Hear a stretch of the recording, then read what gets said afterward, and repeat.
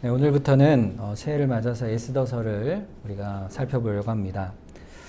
그러면 에스더서의 내용을 쭉 살펴보기 전에 오늘은 이 에스더서의 관점을 우리가 좀 살펴보기 위해서 에스더서의 역사적 배경도 쭉 살펴보고 또 그 가운데 우리가 이 에스더서를 어떻게 읽어야 될 것인가를 먼저 보도록 하겠습니다. 우리가 에스더서를 읽어갈 텐데 이 에스더서는요, 성경 중에서 그렇게 환영을 받지 못하는 성경입니다. 그 까닭은 한 가지 이유가 있는데, 그것은 이 에스더서 1장부터 10장까지 이르는 모든 성경의 내용 중에서 하나님의 이름이 단 한 번도 등장하지 않는 그런 성경이에요.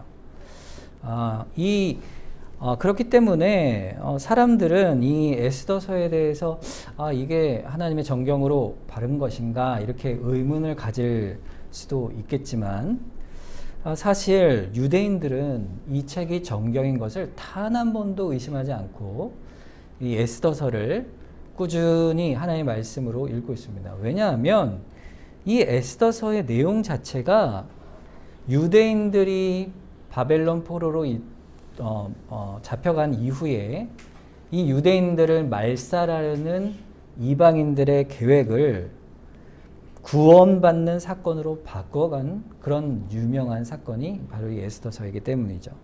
그래서 이걸 기념해서 유대인들은 절기를 지킵니다. 이 불임절이라는 절기를 지키죠. 그러니까 유대인들에게 있어서는 이 불임절 절기에 이것을 설명하는 아주 특별한 역사적인 책이 되기 때문에 너무 귀하고, 또 그 구원이 어디서 왔겠어요? 하나님에게서 왔죠. 그래서 유대인들에게 있어서는 너무나 중요한 말씀이라 할 수 있습니다. 그런데 문제는 신약시대를 사는 우린 유대인이 아닌 이방인이잖아요. 신약교회요, 지금 우리 현대를 살아가는, 오늘날을 살아가는 이방인은 우리가 예수를 믿고 하나님 백성 되었다고 했을 때 에스더서가 도대체 우리에게 무엇을 말씀해 줄 것인가? 이것이 우리에게는 중요한 내용이라 할 수가 있습니다. 왜 에스더서가 하나님의 이름이 한 번도 나오지 않는 성경임에도 불구하고 구약 성경으로 우리에게 주어지는 말씀인가를 우리가 먼저 알려면 이 에스더서의 내용의 역사적 배경 가운데 역사하시는 하나님의 손길을 바라봐야 됩니다. 그래서 오늘은 에스더서에 있었던 역사적인 사건의 배경들을 좀 살펴보려고 해요. 자, 에스더서는 어떤 시대부터 이루어졌냐면, 어떤 시대를 배경으로 하냐면, 이스라엘이 한 나라였는데 북이스라엘과 남유다로 나뉘게 됩니다. 솔로몬 왕이 죽고 난 이후에 여로보암 때, 또 르호보암 때 이렇게 나누어지게 되죠. 북쪽 이스라엘은 10지파, 남쪽은 2지파.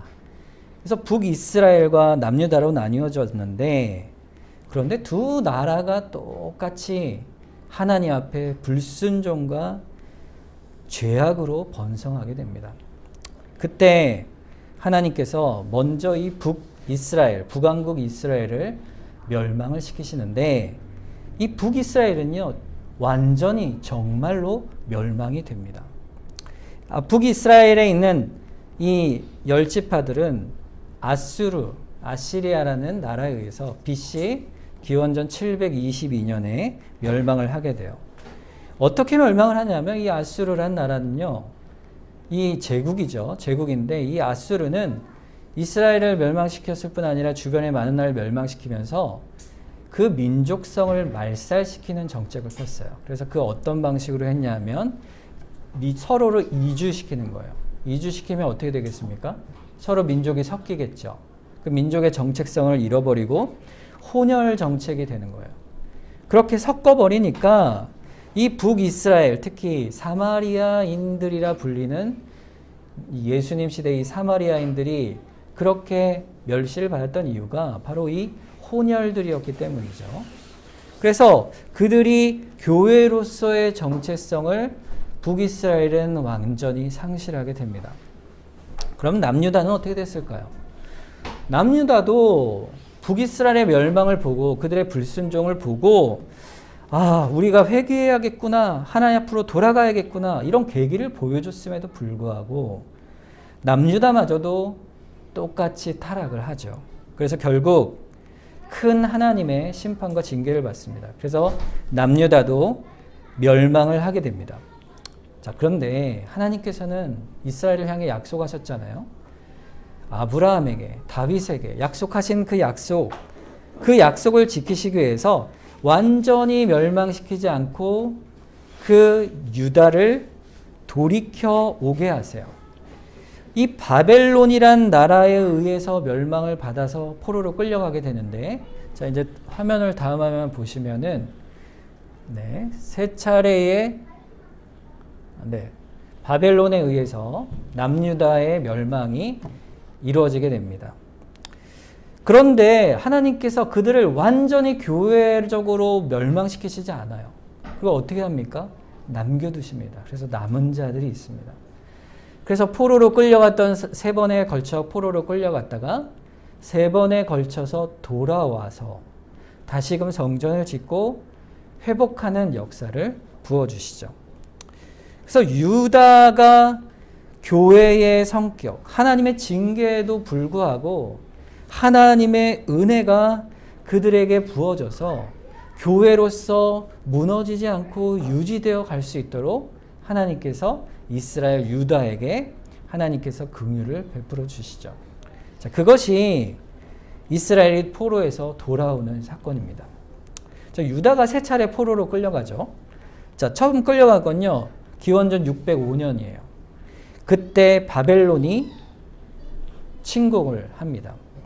유다에 침공을 해서 그때 끌려간 귀족들이 있었는데 그 중에 한 명이 바로 다니엘이죠. 다니엘과 또 세 친구. 이 다니엘은 거의 90년을 산 걸로 보여요. 굉장히 긴 시간을 살았습니다. 한 10대 중반쯤 끌려가서 거기서 약 3년 뒤에 바벨론에서 관리로 등용이 돼요. 그래서 거기서 쭉 바벨론의 뛰어난 관리가 됩니다. 그런데 이후에 약 5년 뒤에 2차 바벨론 침공이 일어나게 돼요. 그래서 유다의 왕이었던 당시 여호야긴이 포로로 끌려가게 되죠. 그리고 마지막 세 번째 침공이 586년에 있게 됩니다. 그때는 완전히 예루살렘 성이 무너져 버리죠. 그때 성전도 완전히 파괴가 됩니다. 성전과 예루살렘 성이 완전히 무너지는 그 기원전 586년에 바로 3차 포로 사건이 일어나게 되는 거죠. 그때 왕이었던 시드기야 왕이 또 끌려가고, 그리고 당시에 유다에 있던 유력한 모든 사람들은 다 포로로 끌려가게 돼요. 그리고 남아있는 사람은 우리가 볼 때 뭐 하찮아 보이는 사람들만 유대 땅에 남겨두고 끌고 가버리게 됩니다. 자, 이스라엘이 멸망을 한 것이죠. 유다가 멸망을 했습니다. 자, 그런데 하나님께서 내버려 두시지 않으세요. 어떻게 하실까요? BC 539년에 불과 한 이스라엘이 포로로 끌려간 지 50년쯤 뒤에 이 바벨론이라는 나라가 멸망을 하게 됩니다. 어떻게 멸망을 하냐면 그 나라 안에 있었던 메대 족속, 바사 족속이라는 족속들이 반란을 일으켜서 결국 나라를 멸망을 시키게 돼요. 자, 그래서 세워진 나라가 바로 바사입니다. 이 밑에 있는 바사. 이 우리 성경에서는 바사라고 되어 있지만 역사에서는 페르시아라고 하는 나라죠. 이 페르시아라는 나라가 서게 되는 거예요. 근데 다니엘이요, 그 페르시아 때까지도 관리를 하는 거죠. 그래서 그 유명한 사건이 사자굴 사건이 그때 등장하는 겁니다. 자, 이렇게 바사의 나라가 제국이 바벨론을 멸망시키고 들어서면서 고레스라는 왕이 등장하게 돼요. 이 고레스라는 왕은 아주 큰 변화를 줍니다. 그가 기원전 538년에 왕이 되면서 하나님의 은혜로 유다 포로들을 다 돌려보내는 칙령을 내리게 돼요. 기적 같은 일이 벌어진 것이죠. 유대인들이 다 잡혀있는 포로가 된 지 50년이 넘은 그때에 식민 정책을 바꾸어버리는 거야. 예전에 바벨론은 어떻게 했죠? 혼혈 정책을 썼다 그랬죠. 민족을 말살시키는 정책을 폈는데 고레스는 각 민족, 식민지를 각자 살아가는 방식대로 살아가도록 유지하도록 허락하는 정책을 핍니다. 그래서 각 민족대로 그 정체성을 지켜가고 종교를 지켜갈 수 있도록 허락하면서 이 고레스가 결국에는 유대인들에게 돌아갈 수 있는 기회를 준 거예요. 그래서 그가 그 칙령을 내린 이드메인 BC 537년에 첫 번째 기환이 이루어지게 되는 겁니다. 여러분, 이스라엘 백성이 얼마나 기뻤을까요? 포로로 끌려갔다가 잃어버렸던 자기 고향 땅으로 돌아간다. 60년 만에 돌아간다. 생각해 보세요. 얼마나 기쁘겠습니까? 젊은 나이에 끌려갔던 노인들은 말할 수 없이 기뻤을 것이에요. 그래서 그때 귀환하는 리더가 스룹바벨이라는 사람이었고, 이 사람은 유다 왕족 출신이었어요. 그래서 세스바살이라는 총독이 함께 유대인들을 영도하여 1차 바벨론 포로에서 귀환하는 사건이 일어납니다. 그때 귀환자 수가 49,897명이었어요. 성경에 기록되어 있어요. 에스라서에. 딱 5만 명 정도 되죠. 굉장히 많은 숫자가 돌아오게 돼요. 예레미야의 예언이 이렇게 기록되어 있어요. 한번 다음 페이지를 한번 보여주시겠습니까? 예레미야서에 보면 예레미야 선지자가 이미 이스라엘 멸망하기 전에 이렇게 예언을 합니다. 이 모든 땅이 유다 땅이죠. 폐허가 되어 놀랄 일이 될 것이며 이 민족들은 70년 동안 바벨론 왕을 섬기리라. 몇 년 동안 섬긴다고요? 70년. 여호와의 말씀이니라. 70년이 끝나면 내가 바벨론 왕과 그의 나라와 갈대아인의 땅을 그 죄악에서 말미암아 벌하여 영원히 폐허가 되게 하리라. 바벨론이 어떻게 됐죠? 멸망을 했죠. 하나님 예언대로 이루어진 거예요. 70년 뒤에 돌아오겠다 했는데, 자, 첫 번째 포로된 게 몇 년이죠? 605년이죠. 605년에서 다시 귀환한 537년간의 그 기간이 대략 70년입니다. 하나님의 예언을 이루어 가신 거예요. 자, 이스라엘 백성이 돌아와서 5만 명이 돌아와서 무슨 일을 했을 것 같으세요? 야, 고향에 돌아왔어. 고향에 돌아오면 뭘 하시겠어요, 여러분 같으면? 우선 뭐 살집을 짓겠죠. 예루살렘에 폐허가 되어 있었어요. 완전한 폐허였어요. 그것을 복구하기 시작하는데 가장 먼저 이스라엘이 복구하려고 했던 것이 뭘까요? 하나님의 성전이었습니다. 교회를 다시 세우는 거였어요. 하나님의 심판을 받아 이스라엘 백성이 포로로 잡혀갔는데 그때 무슨 생각을 했을까요? 이 사람들 5만 명이 왜 돌아왔겠습니까? 바벨론 땅에서 잘 못 살았을까요? 바사 땅에서 잘 못 살았을까요?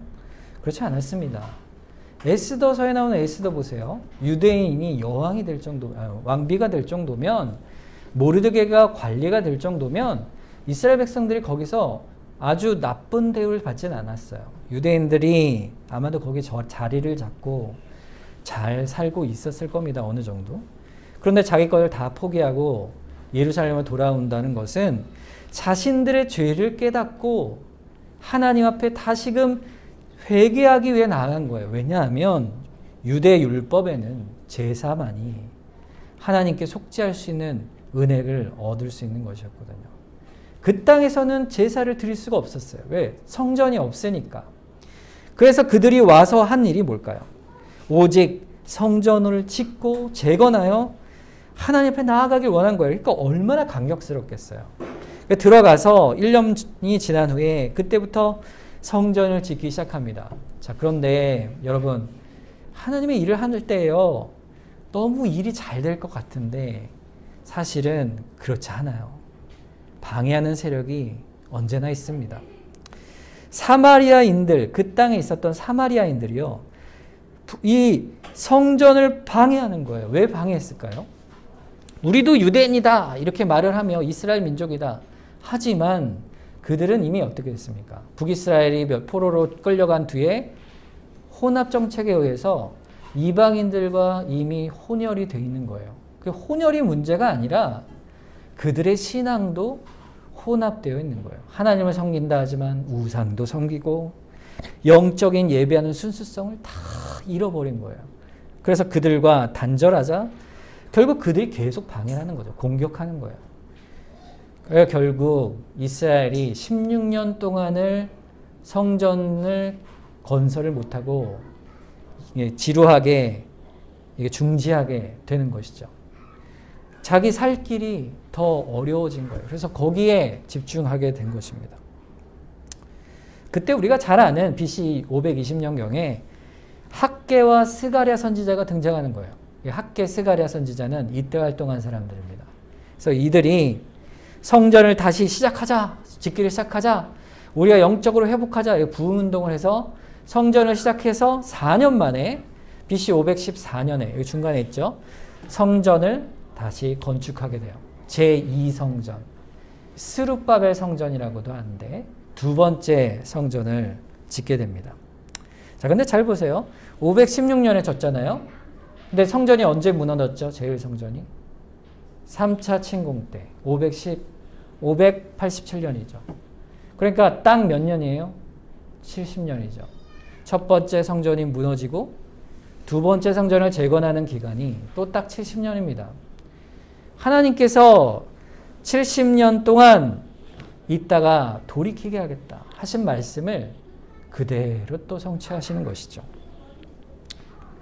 자, 그런데 이 성전이요, 지어보니까 너무 초라한 거예요. 솔로몬 성전은 금으로 또 아름다운 것들로 가득 채워진 으리으리한 성전이었지만 이 두 번째 성전은 그냥 돌로 지은 작고 초라한 성전이었습니다. 너무 초라한 거예요. 어릴 때 10대쯤에 끌려갔던 노인들이 70대, 80대가 되어 그 성전을 보고 펑펑 우는 거예요. 너무 초라하니까. 하나님의 성전이 너무 초라하니까. 그런데 선지자를 보내서 울지 말라 말씀하세요. 이 옛 교회, 옛 성전의 영광을 온전히 회복하는 것이 하나님의 목적이 아니라는 거예요. 제2성전은 초라하지만 그것을 다시 짓게 하신 이유가 뭘까요? 하나님께서 왜 영광스러운 교회를 짓지 않게 하시고 초라하게 짓게 하셨을까? 하나님은요, 영광스러운 교회를 재건하는 데 목적이 있지 않으세요. 뭐냐 하면 하나님께서는 구약의 백성들이 징계를 받아 포로로 끌려간 다음에도 여전히 그들을 교회로, 언약 백성으로 붙드시고 계신다는 사실을 보여주시기 위해서 성전을 다시 짓게 하신 것이에요. 70년 후에 돌아온 그들의 회복이 그 영광, 보이는 영광 때문이 아니라 정령코 죄인을 다시 회복시키시는 하나님의 은혜의 역사임을 보여주는 그러한 상징이 제2성전입니다.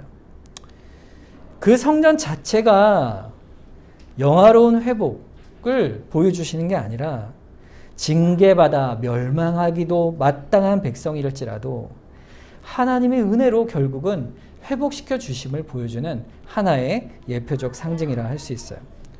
하나님의 은혜는요, 약속은요, 신실하십니다. 겉으로 보이는 것으로 우리는 판단할 수 없어요. 예수님의 복음이 언제 나타납니까? 가장 초라할 때 예수님께서 이 땅에 오세요. 가장 초라한 모습으로 오세요.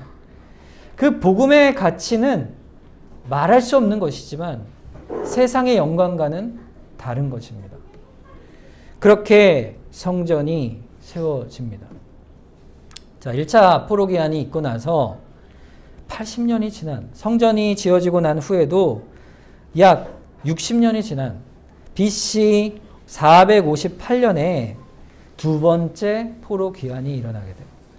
아주 오랜 시간이 지났죠. 성전이 지어지고도 한참 지난 그때에 2차로 돌아올 때는요, 에스라가 이끌고 돌아오는데 그때는 인원이 1775명만 돌아옵니다. 너무 작죠. 5만 명이었는데 2,000명도 안 되는 인원이 2차로 귀환하게 되는 거예요. 형편없이 작은 수죠. 근데 이들이 돌아와 보니까 예루살렘 성에 있는 사람들이 어떤 상태냐면 성전을 지었으니 영적으로 큰 부흥이 있고 놀랍게 세워져 갈 줄 알았는데 와서 보니까 어때요? 바벨론에 있을 때만도 못한 거예요. 하나님 앞에 불평과 원망을 하는 거죠. 내가 예배를 드리는 것이 그저 번거롭다. 이게 언제 말씀이죠? 우리가 예전에 살펴본 말라기의 모습 그대로입니다. 말라기가 그랬잖아요. 말라기 때. 이스라엘 백성이 그 바벨론에 놓고 온 재물과 생업, 그것들을 돌아보며 후회하고 마치 이스라엘이 출애굽 이후에 광야에서 불평하였던 것과 똑같이 화려한 바벨론의 제국의 모습을 바라봤던 그들이 돌아와 보니 하나님의 영광은 보이지 않는 거예요. 하나님의 영광이 보이지 않으니까 초라한 모습뿐이니까 예배하는 것조차 번거롭다 말을 하는 것이죠. 그러면서 하나님께 순종하는 영적 성결이 무너져 가는 겁니다. 그 상징이 뭐냐면 이방인들과 서로 결혼을 하는 거예요. 이방인과 결혼하면 뭐 어떻게 되겠습니까? 이방 우상들이 들어오고 결국에는 신앙이 흔들리고 무너져 가는 거예요. 하나님께서 은혜로 다시 세운 교회인데 또 다시 죄로 무너져 가는 거예요. 그때 누가 등장합니까? 바로 에스라가 등장하죠. 에스라를 통하여 다시 신앙의 개혁운동을 이루어갑니다. 하나님께서요, 이스라엘을 가만히 내버려 두지 않으세요. 하나님께서 유다 백성을 끝까지 회복시켜가고 변화시켜 가십니다. 그러다 마지막으로 BC 444년에 느헤미야의 영도로 3차 귀환이 이루어지게 돼요. 이 3차 귀환 때는요, 몇 명 왔는지도 기록이 안 돼 있어요. 아마 더 적은 수일 거예요. 그 사람들이 돌아와서 무슨 일을 할까요? 그때 여러분 444년이면요, 이미 옛 이스라엘 영광을 본 사람은 하나도 없어요. 그 다음 세대. 이미 경험이 없는 세대. 그런데 그런 사람들 속에서 느헤미야가 와서 옛 영광을 기억하지 못하는 그들에게 예루살렘 성벽을 다시 재건하자. 예루살렘 성벽을 건축하여 다시금 그들에게 부흥의 운동을 일으켜 갑니다. 하나님께서 붙들어 가신 것이죠. 그런데 구약 역사는 여기서 끝납니다. 느헤미야가 다시금 부흥을 일으킨 그 BC 400년까지만 성경이 기록되어 있어요. 말라기 시대까지만. 그 이후로 예수님이 오시기 전, 기원전 400년부터 예수님이 오시는 그때까지 400년의 기간을 암흑기라고 얘기해요. 하나님의 선지자가 나타나지 않았습니다. 성경에 대한 어떤 기록도 없어요. 세례 요한이 등장할 때까지 구약의 시대는 거기서 끝이 나게 됩니다. 그 사이에는요, 보편 역사 가운데 알렉산더 대왕이 등장하고 또 페르시아가 멸망하고 또 결국에는 로마 제국이 등장해서 예수님이 오시는 그 시대는 헤롯이라는 에돔 사람이 이스라엘 다스릴 만큼 이스라엘은 기울어져 있을 때였습니다. 참다운 교회의 모습을 잃어버린 때였죠. 그래서 구약교회의 역사의 참 교회의 성격이요, 언제까지 기관적으로 드러나냐면 아까 얘기한 느헤미야 시대까지가 구약교회의 역할을 하는 시대였어요. BC 400년까지. 이 기관으로서의 옛 구약교회의 마지막 때였을 거라 이렇게 보는 거예요. 이 이후로는요, 이스라엘 안에 교회 역할이 하나도 보이지 않아요. 그러면 그때 구원받은 자들이 있었을까요? 있었습니다. 포로기와 마찬가지로. 남은 자들이 교회의 흔적, 주의 말씀을 붙들고 신음하며 남아 있었어요. 그 칠흑 같은 암흑기에도. 마치 북한이나 이슬람 지역에 하나님의 말씀을 믿고 남아있는 자들이 있는 것처럼 보이지 않는 교회 가운데서도 믿음의 성도인 남은 자들이 그 믿음을 근근히 지켜갈 수 있도록 하나님께서 역사에 가시는 것이죠. 이것이 결국은 북이스라엘 멸망과 예루살렘의 멸망으로 이어지는 이 구약 역사의 흐름들이에요.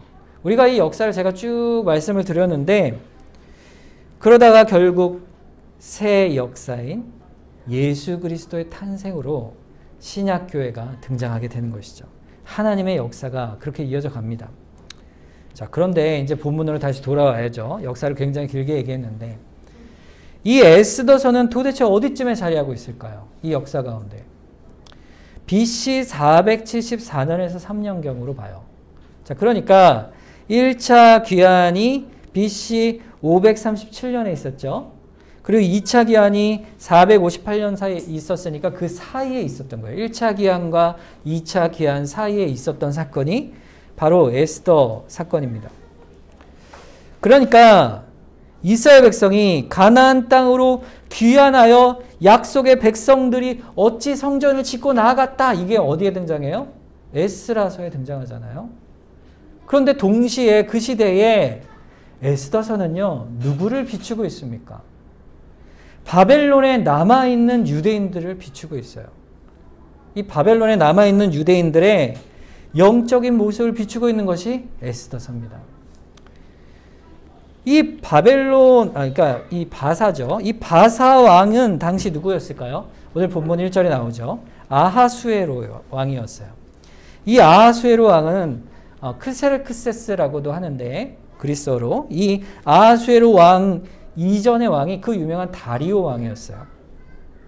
이 다리오 왕은 누구냐면은 그리스와 페르시아의 전쟁을 일으킨 왕이에요. 그 유명한 역사에 BC 516년 성전을 완성하고 나서 얼마 안 있다가 이 페르시아가 전쟁을 일으킵니다. 어디랑 전쟁을 일으킬까요? 이 페르시아가 얼마나 넓은 나라냐면 오늘 본문 1절에 보면 이 일은 아하수에로 왕 때에 있었던 일이니 아하수에로는 인도로부터 구스까지 127 지방을 다스린 왕이라고 했어요. 127도를 다스리는데 어디부터 어디까지 썼냐면 이 이제 페르시아의 중심은 이란 지역이죠. 지금 이란 지역.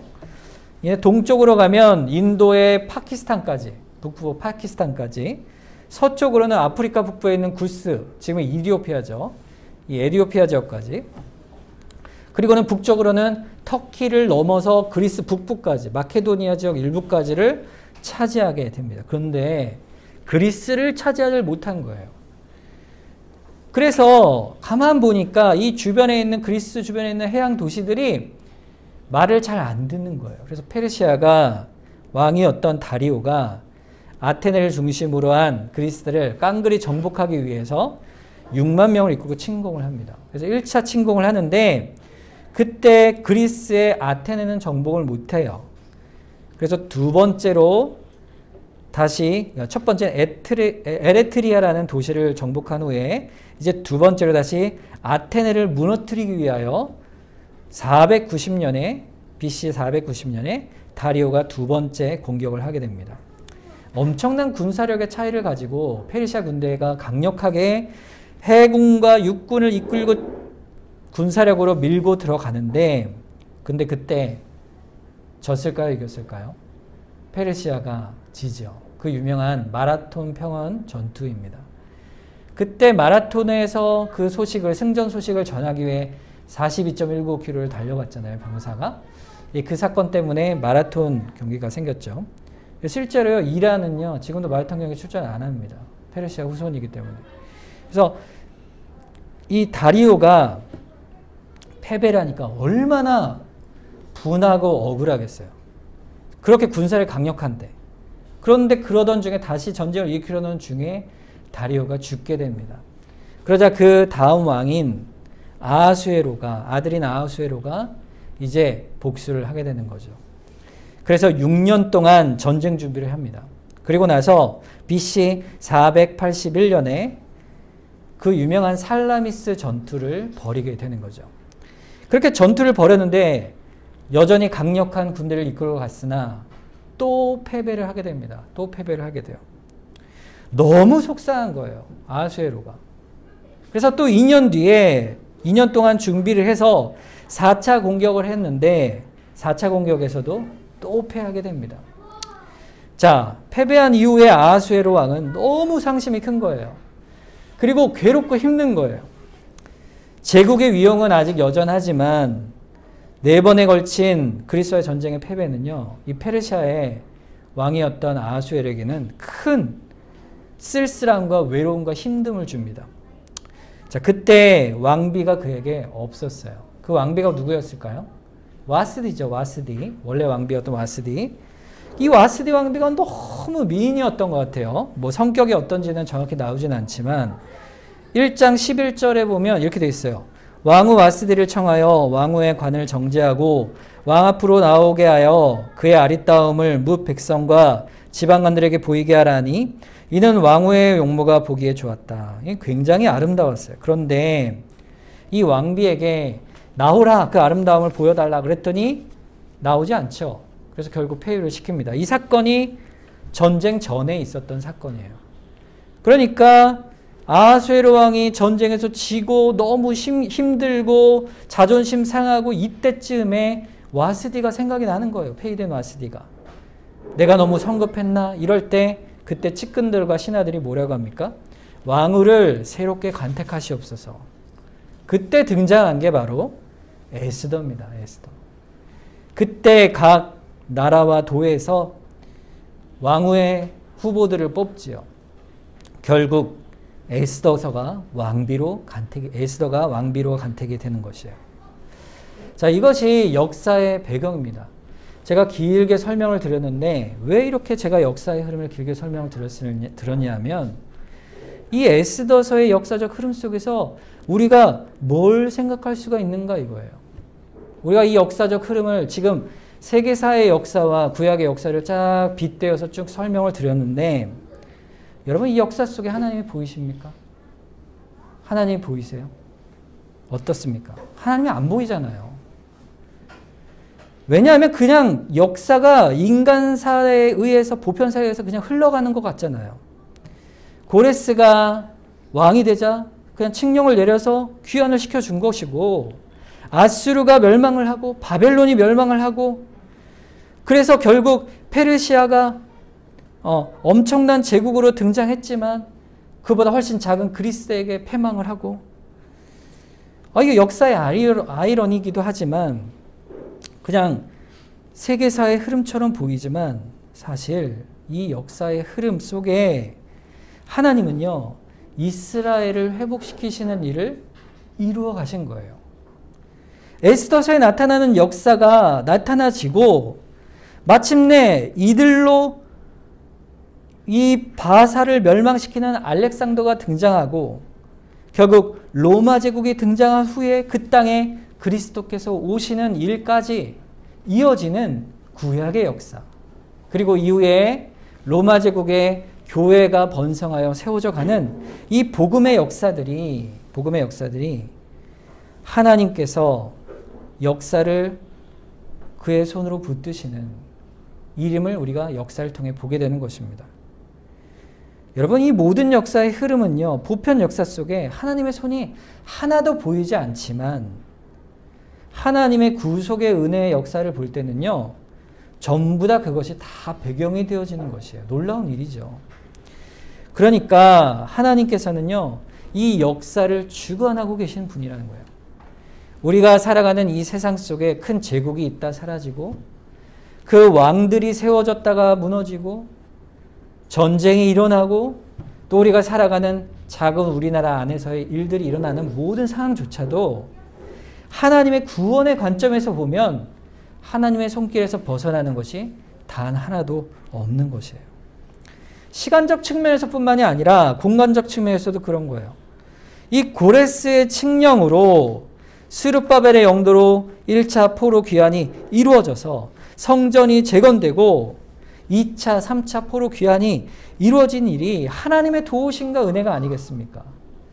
그 5만 명이나 되는 사람들이 그 포로 기간 동안에 긴 시간 70년의 기간 동안에 믿음을 지키고 있다는 것 자체가 돌아가겠다는 게 뭐예요? 믿음을 회복시키겠다는 거 아니겠어요? 그들의 믿음을 붙들어 주시고 남은 자로 삼아주신 하나님의 은혜죠. 자, 그런데 포로 귀환하지 않은 유대의 백성들은 어떻게 될까요? 그러면 그들도 하나님이 보호하실 것일까요? 여러분 어떻게 생각하십니까? 포로 귀환 70년 그 포로로 있는 동안에 하나님이 유대인들을 어떻게 보호하셨을까요? 그들이 거기서 교회가 없었잖아요. 그런데도 불구하고 그 가운데 하나님의 말씀을 붙드는 남은 자들이 귀환하였던 것처럼 그 남아있는 자들도 하나님이 붙들어 내십니다. 여러분, 하나님은요, 보이지 않는 교회에도 존재하세요. 여러분, 세상에 교회가 없는 곳이 많이 있습니다. 공산주의 국가나 이슬람 국가에는요, 교회를 공식적으로 세울 수가 없어요. 그들이 어떻게 신앙을 지켜갈까? 우리는 알 수 없죠. 지금 교회 생활을 하니까. 그런데 하나님께서는 그런 자들에게도 믿음을 주셔서 하나님의 말씀을 끝까지 붙들고 남아있는 자들로 삼아주세요. 그래서 결국 그 약속을 믿고 5만 명이 돌아가지 않습니까? 그들이 결국 1차 포로로 돌아갔을 때 그러면 안 돌아간 사람들은 도대체 뭘까요? 어떤 사람들은 먼저 가, 난 다음에 갈게, 이렇게 하는 사람도 있었을지 모르겠어요. 또 어떤 사람들은 아니야, 나는 그냥 바벨론에서 자리를 잡았으니 그냥 여기 있을래, 이런 사람도 있을지 모르겠어요. 그럼 바벨론으로 간 사람, 남아있는 사람들은 믿음이 없는 사람들일까? 그들에게도 그러나 하나님은 끝까지 붙드시는 은혜로 붙들어 가십니다. 그런 상황 가운데서도 1차 귀환 이후에 바벨론에 남아있는 사람들은 하나님이 버리셨는가? 그럴 때 버리지 않으시고, 그 1차 귀환을 따라가지 않은 사람들도 하나님의 특별한 보호로 여전히 지켜가시는 거예요. 그걸 어떻게 알 수 있냐면 2차 귀환 때 간 에스라를 보면 알 수 있잖아요. 에스라는 1차 귀환 때 안 갔거든요. 그 3차 귀환 때 간 느헤미야는요, 그도 믿음의 사람 아니겠어요? 하나님은 계속해서 우리가 보이지 않지만, 보이지 않는 곳에서도 여전히 이방 땅에서도 하나님은 그들의 삶을, 믿음을 지켜가십니다. 그래서 우리는 뭘 배우냐 하면요, 만약에 교회가 없어진다 할지라도 이 사실 기억해야 돼요. 여러분, 북한 땅에 신자가 있을 것이라 우리는 기대를 합니다. 하나님께서 북한에도 은혜를 주시지 않았을까 기대하는 거예요. 여러분, 올해가 몇 년이죠? 2023년이죠. 우리가 남북이 분단된 게 몇 년입니까? 1953년이죠. 그러니까 지금 딱 70년이 됐어요, 벌써. 이 70년 기간 동안에 아직도 북한 땅에 믿음이 있는 사람들이 있을까? 저는 있을 거라고 봅니다. 왜냐하면요, 북한 사람들이요, 그냥 갇혀있는 게 아니에요. 경제활동을 하기 위해서 중국 땅을 오가고, 그 경계에서 선교활동을 하는 선교사들이 많이 있습니다. 거기서 북한 사람들을 보호해주고, 또 그 사람들에게 복음을 전하는 선교사들이 있어요. 그럼 그 사람들이 다시 들어가요. 북한 사람들이. 자기 가족들이 있으니까. 그러면서 복음이 남아있을 거라 기대를 합니다. 하나님은요, 우리가 볼 때 불가능해 보이는 역사, 불가능해 보이는 관점에서도요, 하나님은 여전히 붙들고 계세요. 그의 사람들을, 남은 자들을 붙들어 계세요. 우리도 마찬가지예요. 여러분, 한국교회도요, 요즘 복음을 전하기 어렵다 하죠. 그리고 주님이 오실 때가 되면요, 핍박의 시대가 온다, 그렇게 얘기합니다. 많은 배도가 있을 것이에요. 그리고 거짓 선지자와 적그리스도가 득세할 거고, 또 만약에 핍박이 너무 심해서 한국 사회에 교회가 더 이상 존재하지 못할 만큼 어려운 상황이 있다. 그렇다 할지라도요, 절대로 하나님이 보호하는 손길은 사라지지 않는 거예요. 하나님은 외면하시지 않습니다. 그것을 우리가 믿고 나아가는 거예요. 그걸 어떻게 알 수 있어요? 에스더서를 보면 알잖아요. 에스더서는요, 오늘을 사는 우리에게도요, 너무 똑같은 큰 은혜를 주시는 겁니다. 하나님은 절대로 버리지 않으시는구나. 어떠한 상황이라도 교회가 기간적으로 문을 닫고 없어진다 할지라도 이 악한 세상에서 큰 힘, 제국 같은 강대한 힘에 의해 압제를 받을 때가 있다 할지라도 하나님은 절대로 하나님의 자녀와 교회를 버리지 않으신다. 이 에스더서가 그것을 보여주고 있는 겁니다. 페르시아 땅에 교회가 없는 이방 땅이었죠. 하나님의 택한 백성들을 하나님은 그 혈통, 유다 혈통을 통해서 이어가게 하세요. 유다 민족이 멸절되는 위기가 오지만 그 혈통을 끝까지 보존해 가세요. 그래서 에스더도 에스라도 느헤미야도 있는 거예요. 우리 교회가 있는 것이죠. 그러니까 결론적으로 에스더서는 우리에게 무엇을 교훈해 줍니까? 하나님은 보이시지 않지만 하나님은 여전히 우리를 붙들고 계시다. 이거를 보여주는 겁니다. 그것을 가르쳐 주는 거예요. 하나님이 전혀 보이지 않을 때에, 보이지 않는 곳에 있을지라도 하나님은 여러분을 붙들고 계세요. 이 사실이 우리 인생 걸음걸음 속에서 그렇게 어떤 시련 속에도 살아갈 수 있는 믿음의 근거가 되는 겁니다.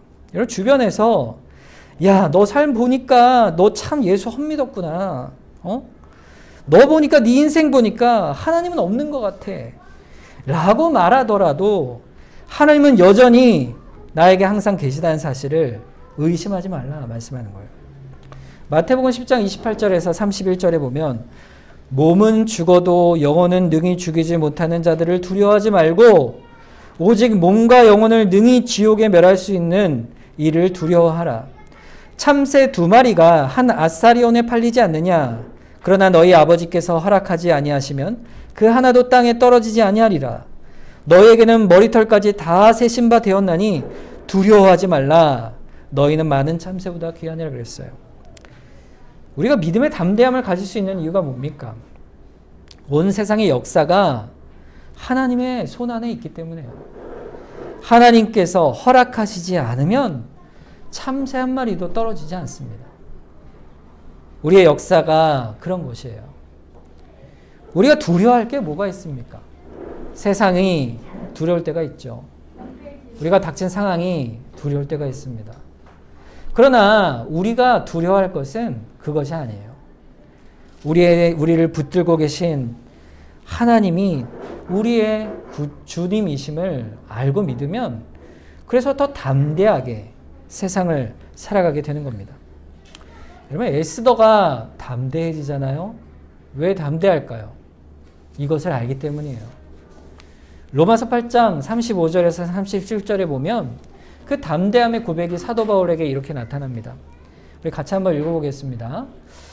누가 우리를 그리스도의 사랑에서 끊으리요? 환난이나 공고나 박해나 기근이나 적신이나 위험이나 칼이랴. 기록된 바 우리가 종일 주를 위하여 죽임을 당하게 되며 도살당할 양같이 여김을 받았나이다 함과 같으니라. 그러나 이 모든 일에 우리를 사랑하시는 이로 말미암아 우리가 넉넉히 이기느니라. 아멘. 우리가 적은 수라도요.